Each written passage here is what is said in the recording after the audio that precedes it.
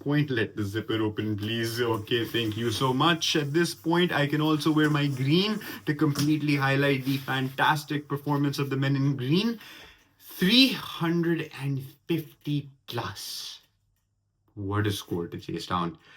Chasing at one point, you saw very equal totals on both fronts, 350, 350 plus, 350 plus in both ends. But only in one case was a mammoth total completely taken to the cleaners, and that is true by one of the most unpredictable sides on planet Earth. We've talked about it again in a number of videos. Mercurial, mercurial, mercurial, mercurial. Why? Because you really never know where it's going with them at the end of the day. There are a lot of questions that need to be answered in that bowling department. Things cannot be brushed under the carpet as to how important it is that you need a frontline spinner in this lineup, which is still not here. A bar is not enough. It is not going to cut it. Serious work needs to be done going back to the drawing board to be able to figure that out. We'll see how this the final plays out, but I just hope that wins like this don't brush certain things under the carpet because they can create serious problems.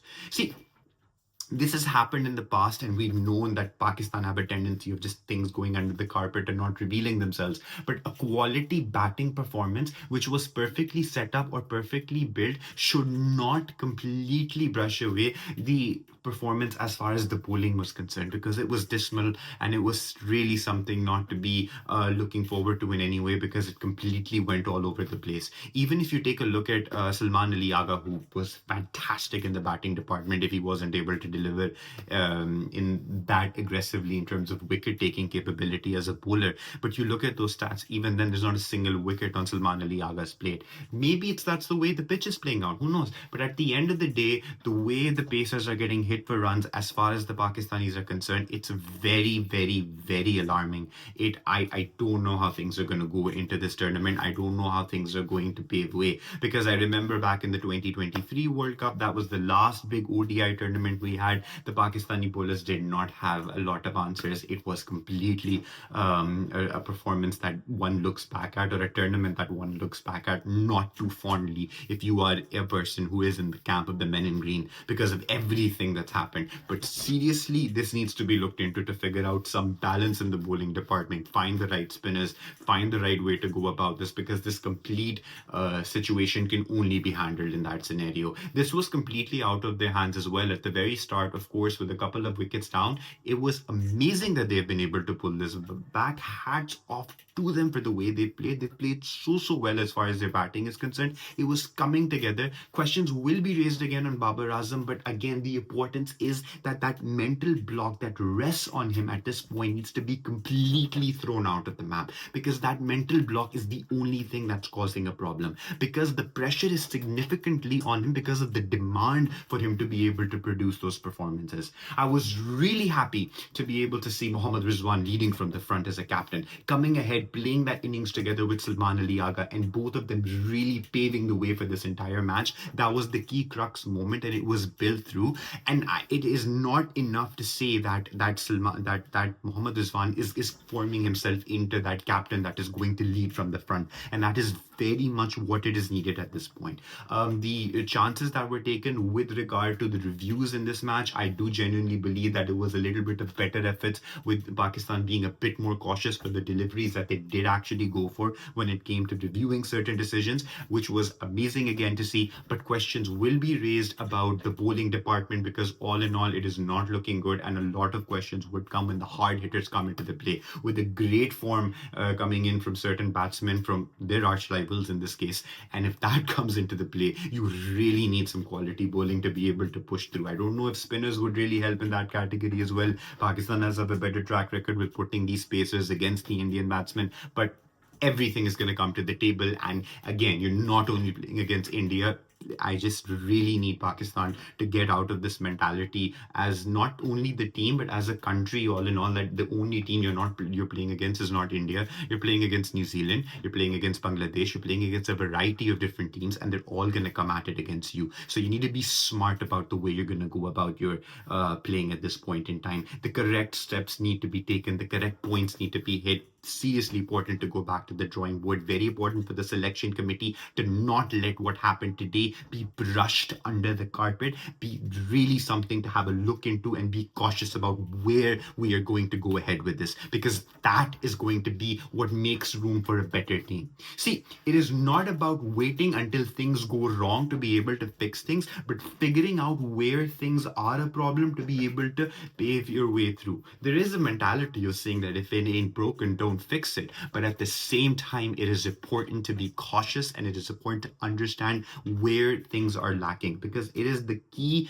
aspect of a champion to be able to concentrate on their own weaknesses, to be able to work on them in moments of victory. Because otherwise, if you let the victory get to you, if you let the praise get to you, if you let the glory get to you, it takes away your ability to focus on those things that are not working, because everything needs to come together as a team. And unpredictability is something that needs to be detached. If we can get some consistency in this Champions Trophy, that would be fantastic.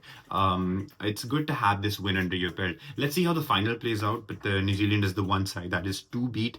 They're the ones looking at an amazing touch, having 2 victories on the trot. If they get the third one, it would bring their confidence to a sky high level. But to be very honest with you, I do believe, considering how unpredictable things are, there might be a situation where Pakistan might unpredictably could produce something completely different in the coming game, and then produce something completely different in the first game of the ICC Champions Trophy, because you never know with the men in green. So you can sit down and put your theories, put your analysis, put everything at the table, establish a prediction, establish a mentality, say this is going to go through, this is going to happen, this is going to happen, and Pakistan will find a way to turn everything upside down, because that's what they do. Sometimes it puts a smile on your face, sometimes it doesn't. One day you'll be struggling to qualify into the Champions Trophy, the other day you will be knocking India out of the final, which is the favorite team to win the tournament.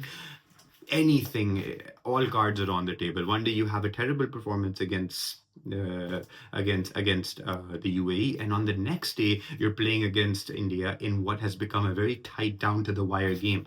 Granted, it was a loss, but it really was a fight at the very end as well. So yeah, where do you go from here, right? So it's going to be fun to see where cricket goes.